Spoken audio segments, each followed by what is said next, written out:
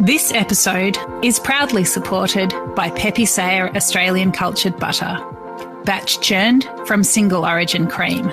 We've got a culturing process, a fermenting process, an aging process. So the butter will taste very different than, I guess, the average supermarket butter.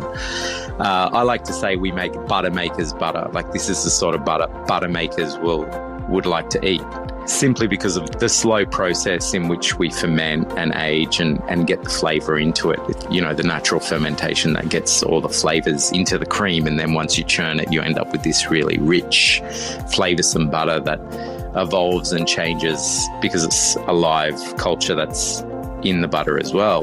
For more information, go to pepesayer.com.au. I'd like to acknowledge Australia's First Nation people as the traditional custodians of the land, and for this episode in particular, the Dharawal people. I pay my respects to their elders, past and present. I just feel people are happy to be there, and there's a real pleasure in spending time at a restaurant. And I think, you know, particularly I'm really grateful to front of house staff and, you know, that are dealing with customers, and it's a real joy having those conversations. This is the Over the Glass podcast. I'm Shanteh, Wale. New Year's Eve celebrates the closing of one year and the welcoming of another. The possibilities, the dreams, and new hopes. It all comes together to create an atmosphere of anticipation and excitement. Whether you spend it with your work colleagues, family, friends, or strangers, it's a time for toasting and looking skyward to the future. Elizabeth Hewson is head of creative at Fink, published author and totally responsible for making mouths drool all over her home cooking. With her thirst for knowledge and learning, Lizzie has a vast repertoire of experiences that would make any foodie envious. Hi, Lizzie. Thanks for joining me. Thank you so much for having me. How are you going in the crazy, silly season at the moment? I feel like I'm limping to the finish line. That's a great analogy, and I can totally feel that sentiment. I'm not quite sure what's going to happen on the 31st of December, but I'm hoping for a really clean break. And then poof, a new year, new what do they say? New you? No, new year, new you. New me. Yeah, totally. Exactly. And you're right. You don't know what to expect after the couple of years we've had. And, you know, we always say New Year's off with a bang, but I kind of feel like, just a gentle kind of finish would be really nice, because we're all, like you said, a little wounded after the last couple of years. What are your plans for New Year's Eve this year? So we're taking it very easy. I mean, we do have a bit of a tradition. I live in Erskineville, which is a suburb of the inner west, and we have quite a few friends. It's a real community vibe, and we actually house hop.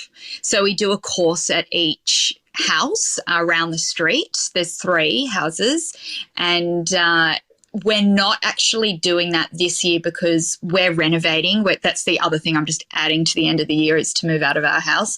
And another friend's just moved around the corner. So we're going to be put there and enjoy a long, leisurely meal. Wow. I remember last year when you did that little house hop, and I just remember thinking that's a genius idea. And I actually saw somebody else kind of take your idea, like a lot of your ideas, and then recreate it as well. So, I mean, was that really quite hectic, or did it work really well? So the first year worked really well because we got the starter. So we live in a tiny terrace, and it opens up to a back park. So we did, cocktails and a few snibbles at our snacks, and then we moved on to the next house for the first course. So that was really easy. Last year, I drew the short straw, and I got the midnight shift, which is midnight till when everyone's ended. And for me, nothing good happens past midnight. So I found that the difficult shift, and I think I piped as soon as the fireworks ended. And no one wants to eat at that time. And for me, like, cooking's my love language, and just felt like, yeah. So this year it'll be good. We'll be able to all bring a plate, and no one gets the short straw. That's perfect. And I agree with you. The fireworks are great, but then sometimes after New Year's, it is all downhill from there. What are your tips for surviving till the fireworks? I know a lot of people just think that that's way too late. Oh, look, it is. And now that I've got Louis, who's 21 months, my son, midnight is a real stretch. And to be perfectly honest, sometimes I won't quite make it there. I have hopes for this year, and my tips would be a well-paced meal. And so something that is, people can graze over the night, and that brings, you back to the table, and good booze, of course. Of course, 101. Yeah, a little pick-me-up at midnight. Yes, absolutely. And you're right. It's so important to eat. I actually feel that a lot of the time people are so excited, and particularly this year, we were so excited to be out, to be dressed up, to be seeing people. People need to remember they need to put food into those little bellies of theirs.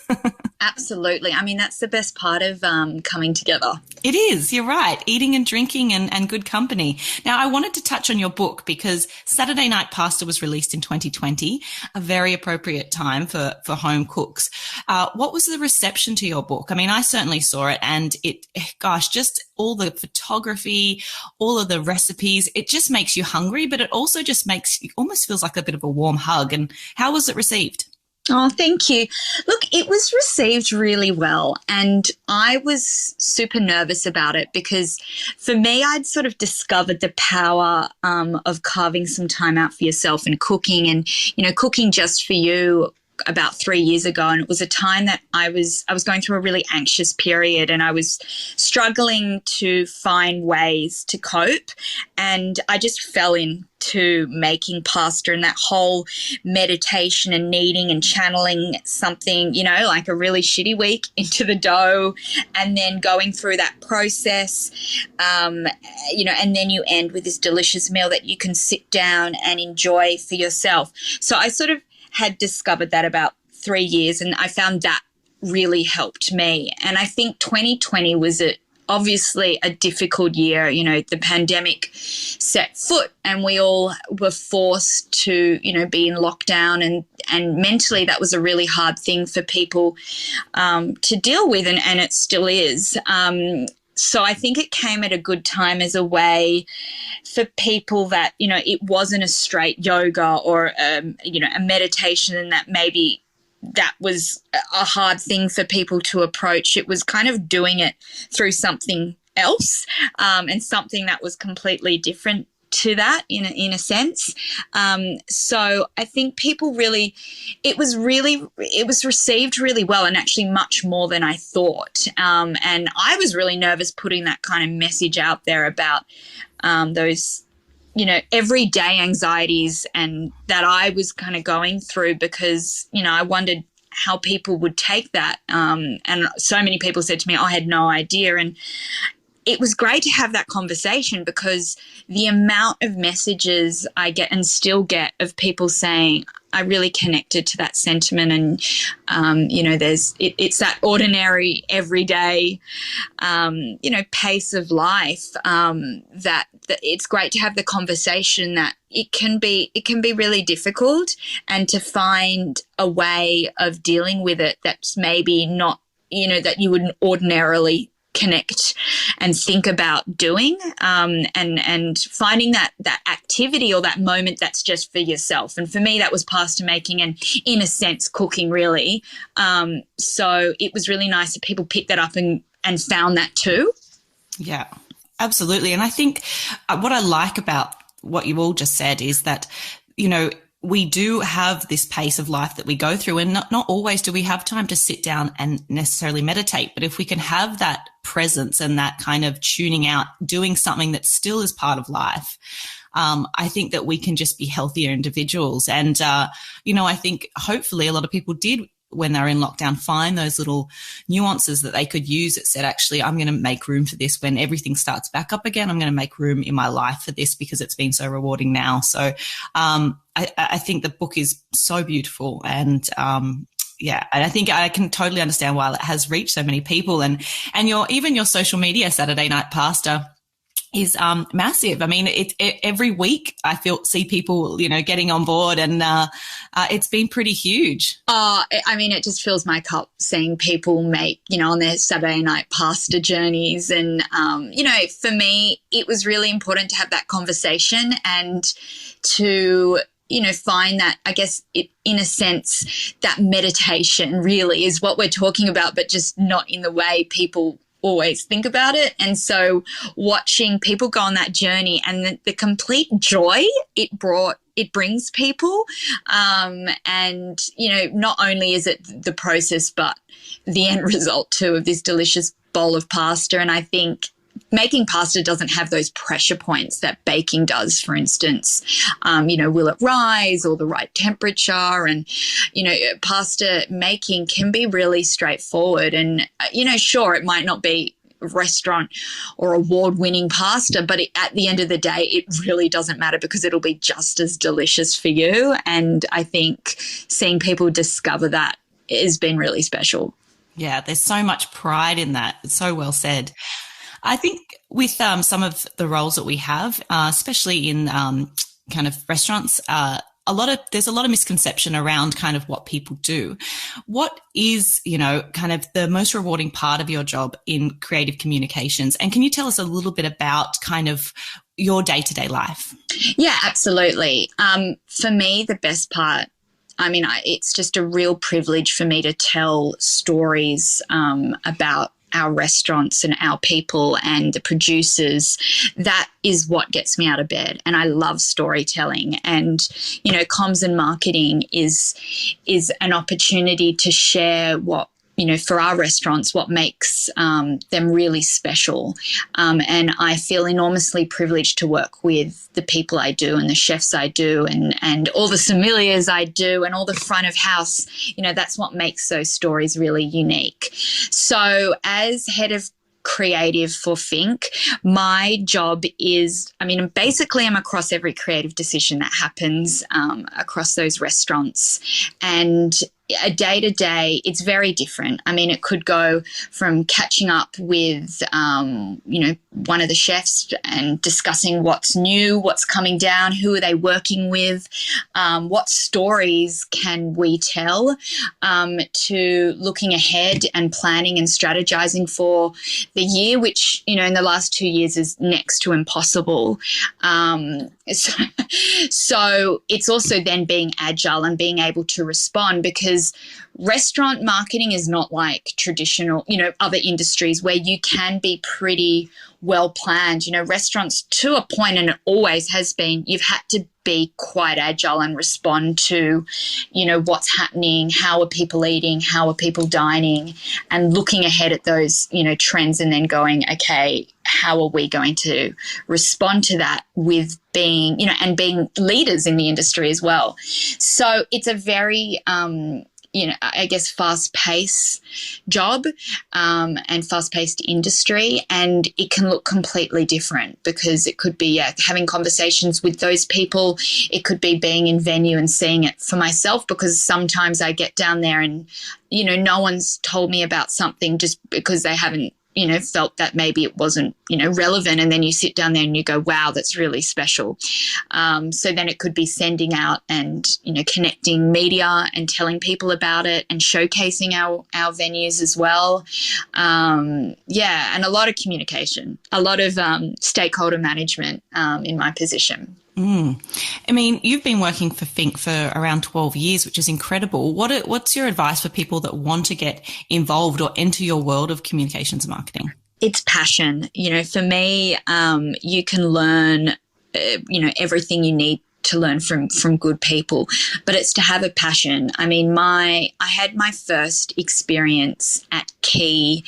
I was working for a PR agency, and they took me along to the meeting, and Pete was doing a menu tasting, and this was before, Key had really hit the big time. It was definitely well known and well received, and Peter was doing some amazing things. Maybe he was at Key for 2 years at the time, and we went in there and no, he would have been longer actually now I think about it, but we went into the restaurant and he was, put these dishes in front of me, and I just remember, I was 20 maybe, and my mind was blown. I mean, I just had never experienced anything like it. And I remember the moment he put down this dessert, and the dessert I'm going to talk about, but he put down this dessert in this beautiful Riedel glass, and it was the snow egg. And I'd never tasted anything like it. I mean, the texture, I'm a big custard fan too. So it was just, the flavours and that kind of, that whole, the cold with the custard and the crisp shell, it was just mind blowing. And for me, I was sitting there at this table looking at the Sydney Harbour Bridge with this beautiful service, and each time someone brought something along, they would explain, a story about it. And then Pete was bringing, actually it would have been Amanda bringing wines and saying, which one does everyone like? And, I'm sitting there having no idea and just in awe of the whole experience. And I just fell in love with fine dining and hospitality at that very moment. And I thought, I want to work in this industry. And from then it was just love at first bite rather. And that's sort of how I was in comms and marketing, and really you can apply that to any industry you want. And I thought, no, I'm going to follow down this hospitality and food world. And I just threw myself into everything that I could to get better and learn and improve my knowledge, but also palate and understanding, and trying to get in people's minds, because I think that makes me, a better storyteller. Absolutely, it does. And Pete definitely has that effect. I can completely understand. But Lizzie, I've been telling people that come into the restaurant all the time lately that the snow egg was absolutely rubbish, and they never need to miss it. So now we've gone the other way. Sorry. But I mean, luckily all of Pete's desserts are mind blowing, really. I mean, true. You can't go wrong. So true. What do you see? What are the trends that you're seeing at this time of the year? I mean, restaurants are, incredibly busy. What are you seeing kind of that's, happening, or anything that you're noticing at this particular time when you're dining out? Any trends? I just feel people are happy to be there, and there's a real pleasure in spending time at a restaurant.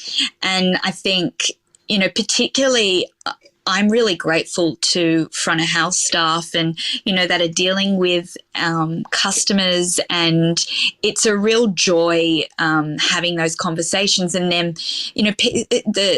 all the waiters, and they're just filled with excitement telling you about a dish. And that's something I've just noticed a lot lately when dining out, is everyone has time for you, even in this madness of the Christmas rush. I really feel that, whether it's the waiter or the sommelier, people are taking the time to explain something or answer your questions or tell you something interesting about a producer or why they love that dish or why they love that wine match. And I think for me, that's a really incredible thing, because there's obviously a lot of pressure and stress with everything going on, that there's still the joy in that, which is why I love hospitality. I'm noticing a lot of that. Yeah, I totally agree. There is a sense of we haven't done this for so long, and isn't it just great to be in this new phase where we are going outside the house and meeting up with people. But this time of the year is, there's so much anticipation around kind of Christmas and New Year's. But then there, like you said, there is this moment where we just get into summer and things, slow down a little bit, or we certainly hope they slow down a little bit. What represents kind of the summertime for you? Like if you closed your eyes and thought about kind of the January, February part of your life, what kind of invokes that for you? A lot of pottering. I love just going down to my local, butcher or my fruit and veg shop or the markets and just meandering and deciding, oh, wow, that looks really good. I'm going to take that and I'm just going to head home and do something with it. And there's no pressure. Sometimes pre-Christmas rush, you're entertaining. So you're always, I've got to cook this. You've got to be highly organised. But for me, January and February is just this moment of just pottering and cooking what you like and what looks good. And, hey, what are you doing? Do you want to come over for lunch? Like, it's so less planned and, it's more casual and relaxing. And I think it's always a nice start to the year. Yeah, I totally agree with you. Those days where you kind of wander up to the shops and you go, I might buy some flowers for myself, or I might wander into this little pokey store that, I don't know, I have no need to be in, but it's kind of nice. And afternoon naps, I mean, that's kind of the things that I'm hoping for in January. I don't know if it always happens, but it's such a nice idea. And I also feel it's, because people haven't booked up so much that you can be chatting to a friend and they're like, what are you doing? Nothing. What are you doing? And then you all join and then a lunch turns into a dinner that turns, there's just this freedom and fluidity that I really, for me, that's January for sure. Yeah, absolutely. And I wanted to ask you, and it is a bit putting you on the spot, but is there, for me, summer and this time of the year, I can almost taste them in or smell them in the way that I remember this time, especially as a child and now in my life now. So is there 3 aromas or flavors that really represent this kind of time of the year for you? Yes. I mean, and they're probably all food related, but the first one is most definitely panettone. I just wish I was Italian, and obviously I've spent quite a lot of time in Italy. And for me, that smell of panettone is this year it's captured. And that's something I try and have for breakfast a lot. I buy a couple, and I'll grill them in hot butter with my cup of coffee sitting in the sun on a little deck. That's very much this time of year. I would also say the smell of tomatoes and the vines. I just love it. And it's something I'll hunt. Tomatoes are just really good this time of year. And my little fruit and veg shop, Galuzzo's in Glebe, just have the best ones. And, I toss them. I do a raw tomato pasta a lot, and toss them chopped up through hot pasta with basil and some goat's cheese and olive oil, and it's just the best. And then I would probably say maybe pine needles. We always have fresh Christmas trees, and just that lingering smell when you enter a house, and particularly after Christmas, they're not as vibrant as, in mid-December, but they're still there and they're kind of a bit more dried. And, that's probably the 3 smells that remind me of this time of year. You're so good at explaining those. I love that. It's so invoking. I'm so glad you mentioned the panettone, because I have been given panettones and I never know what to do with it. I'm like, what do I do with this? And I've eaten it kind of just out of the box. I eat it out of the box, obviously. I always do that. And then just fried in butter for breakfast is just another level. I sometimes actually New Year's Eve, and that's what I did for that midnight New Year's Eve feast, is I made panettone bread and butter pudding, which is just so indulgent. Anything with custard. And gosh, I just nibble it all. I just can't get sick of it. Puddings, just tipped custard on top's pretty good too. Okay, that's what I'm doing then. This I'm going to get a panettone and I'm going to make custard. I'm just going to drown it in custard. That's it. Yeah, good. Yeah, that's exactly right. Lizzie, thank you for spending some time with me today. It's so nice for the roles to be a little reversed and for me to ask questions of you. I hope that we get a chance to clink glasses sometime soon, but thank you so much for spending the time. I could talk to you all day long, and just lovely to spend some time with you. Oh, it was such a delight. Thank you so much. I know it feels different, roles reversed, but always a pleasure catching up with you. Wish it was over a glass of wine, but soon. Definitely soon. I will hold you to that. Thanks again, Lizzie, and have a wonderful rest of your day. You too. Bye. This is Over a Glass. I'm Shanteh Wale.